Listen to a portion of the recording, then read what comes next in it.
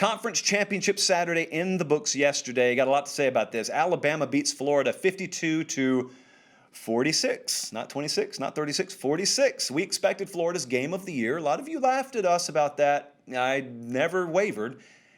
Florida lost to LSU. That much is true. But as much as that mattered in the context of the college football playoff, it mattered none within the context of last night's game in Atlanta for the SEC championship. We never thought that. And so I thought Alabama would win by a little bit wider margin, but I fully expected Florida to come out on fire and to play the best game of the year, and they did. That's by far the strongest four-quarter push Alabama's gotten all year, and yet they still won. So Alabama's offense, what is it really? If I were to ask you to describe it, I've only listened to them on radio. I've never watched them. Describe Alabama's offense for me. Well, what do you say? Because they're one part high-performance sports car, and then they're another part rock slide. They can do either, and they can do it in the same drive, at the drop of a hat, snap of a finger, whatever you want to say. Najee Harris yesterday had a very Derrick Henry stat line. It's been a long time since anyone said that about a running back at Alabama or in college football in general. He had 31 carries. I don't know when the last time a Bama back not named Henry had 30 or more carries. Najee Harris has 31 carries for 178 yards and 2 touchdowns and tacks on 5 receptions for 67 and 3 touchdowns. Guy had 5 total touchdowns last night. And you got to credit Florida. I mean, you really do, because they were down 35-17 at the half. Bama's well on their way to, it looks like, naming the score. They've run 51 plays in the first half, which was important because Florida, the week before, their defense had been on the field for like 86 or something like that. And so Florida, at the halftime point of this game yesterday, their defense had been on the field 137 plays over the last 6 quarters. That's tough. And yet the Gators still outscored Alabama 28-17 in the second half. I was impressed. It just screamed how much more inexplicable that loss to LSU last week was. And as for Alabama, here was where it was funny. So after the game, I had already watched Dabo Swinney's postgame press conference where he's given unlimited stage time to vouch for Trevor Lawrence and the Heisman, and he's talking about who should be in, who should be out. Brian Kelly's debating left and right. He's really angry and salty with the media. We should still be in. We got all kinds of folks out there lobbying for this, lobbying for that. Jimbo Fisher looks like he's throwing up gang signs because he's counting on his fingers so many different ways that Texas A&M should be in. Nick Saban is leaned back with a cup of Gatorade on the field. And then I see him in another post-game interview where his biggest concern is the fact that they're having the playoff selection reveal while he's going to be in church this morning. And so he's not really going to know what happened before he gets out.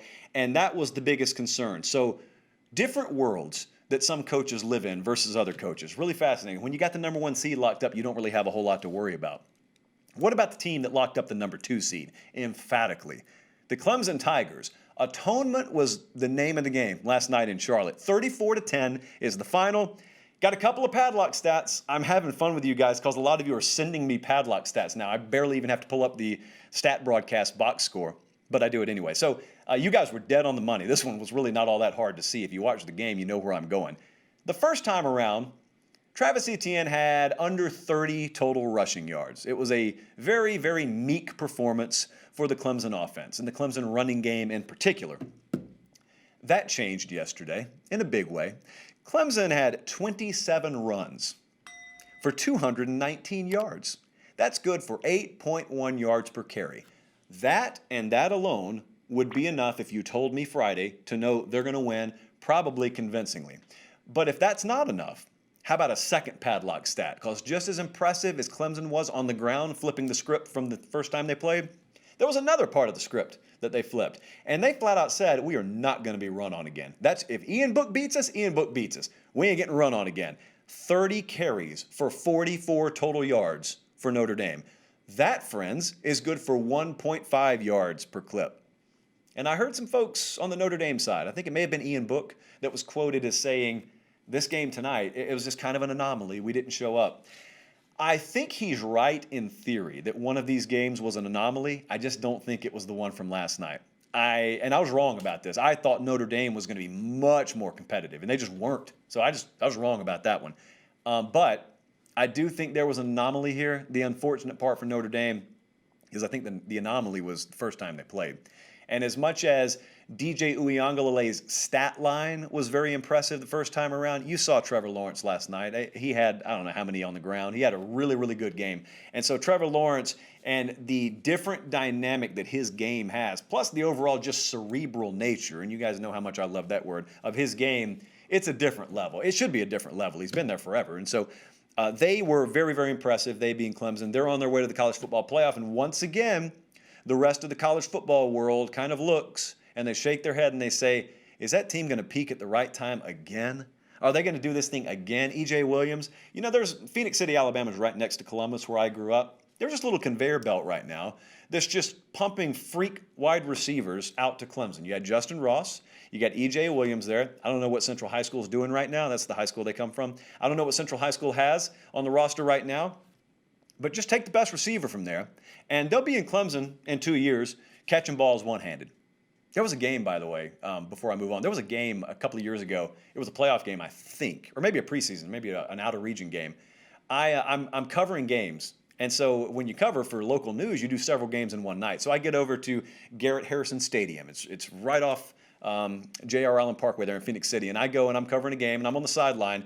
And there is a receiver named Justin Ross, it turns out, who is making all kinds of plays for Central. Then there's this other kid from Lee Montgomery who he catches a slant over the middle, and he looks like he hits a fast-forward button. He's working in like time and a half speed relative to Central's defenders. And so I say, who in the world? So I look at the number, and then I pull up the roster they've given me, and that kid's name was Henry Ruggs. So we had Henry Ruggs and Justin Ross on the same field out there, and that was just a normal Friday night in Phoenix City, Alabama. So Phoenix City pumping them out. How about Oklahoma? Oh, man, this one hurts. Okay, so the Sooners beat Iowa State 27-21. It did indeed pain me, I won't lie. A lot of you, and very respectfully, a lot of you were there for me in my moment of need yesterday, and I did need someone. I just needed someone to feel sorry for me. That's all I wanted. All I wanted was people to feel sorry for me, and I got it. I was very surprised. I got to be honest with you. I was very surprised at the amount of, I don't know if you would call them procedural or just self-imposed or self-inflicted errors on Iowa State's part. I'm not one of these guys who takes away things from an opponent. I'm not that at all. The point is Oklahoma puts plenty enough on you to beat you. And part of the pressure that an opponent like Oklahoma applies to you can be a contributing factor to the mistakes you make. Understanding all that, there were some things that happened procedurally for Iowa State yesterday. There were some decisions made at the quarterback position that, relative to the second half of this season, had been pretty atypical. So it was disappointing. To lose by 6 points and be -3 turnover margin is not something I would expect from Iowa State. Oklahoma could theoretically do that. Iowa State, if they were going to be -3 turnovers, I expect a 3+ touchdown Oklahoma win. And yet it was still right there on the number. We had Iowa State +6. We waited to bet that game until we got 6. I was talking to Brad Powers, actually, from pregame, among several other places. And I said, man, I don't know where this number's going to land. It was 5.5. I was going to give it out on the Thursday show at 5.5. And he said, I think 6. I think it's going to rest at 6, so wait on it. And we waited, and it got to 6, and I handed it out 27-21 final. So we pushed there. So we lost the conference title game, and we pushed. I need you to pay attention to Oklahoma. I did a segment in the offseason. I said Lincoln Riley is going to win a national title at Oklahoma. A lot of you didn't believe that. And you didn't believe it because you have watched Oklahoma, and the teams that you've seen Oklahoma put on the field and in the playoffs, you don't think are good enough to win national titles. And you're right. I was making the point that I don't think that's the style they're going to stick with. Did you watch Oklahoma yesterday? That Oklahoma Sooners team this year, it may not be the best one he's ever had. This Oklahoma, what they're evolving into, now you're a couple of years in with Alex Grinch at defensive coordinator, what they're evolving into is going to be a team that looks a lot more like what Alabama has looked like, what Clemson has looked like. They can run the ball. They can play solid defense. That's what they can do now. They are locking up another top 10 class. Oklahoma's recruiting as well as they have in your lifetime right now. They're knocking it out of the park. They're killing it in Texas. They are recruiting at a very high level, and it's not just 14 wide receivers. They're recruiting on the defensive line very well. They're recruiting defensive players very well. They're not taking all the elite perimeter guys and just putting them all at receiver. Lincoln Riley knows what he's doing. Oklahoma is going to be in serious contention for a national championship next year. This is probably a precursor to that. So watch Oklahoma. Love them next year. Oregon on Friday night beat USC 31-24.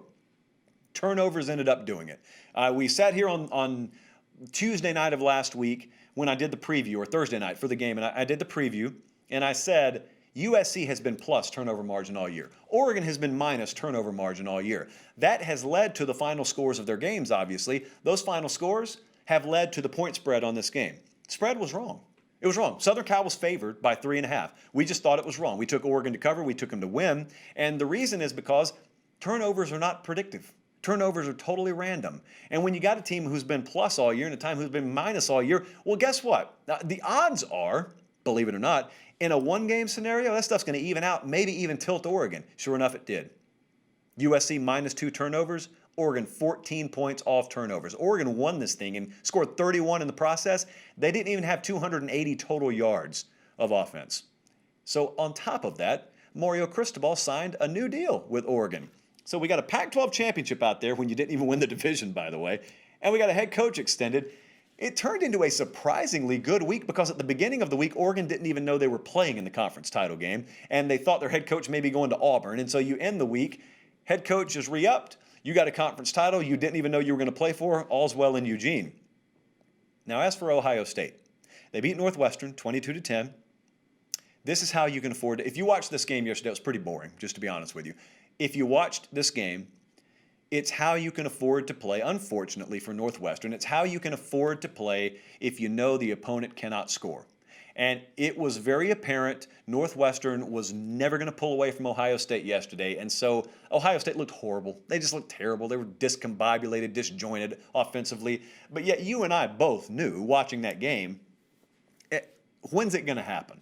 When's the big series going to happen? I felt like there was going to be about a 5 to 7 minute period in that game where there were going to be a couple of Ohio State touchdowns, and that would be that. And that's exactly what happened.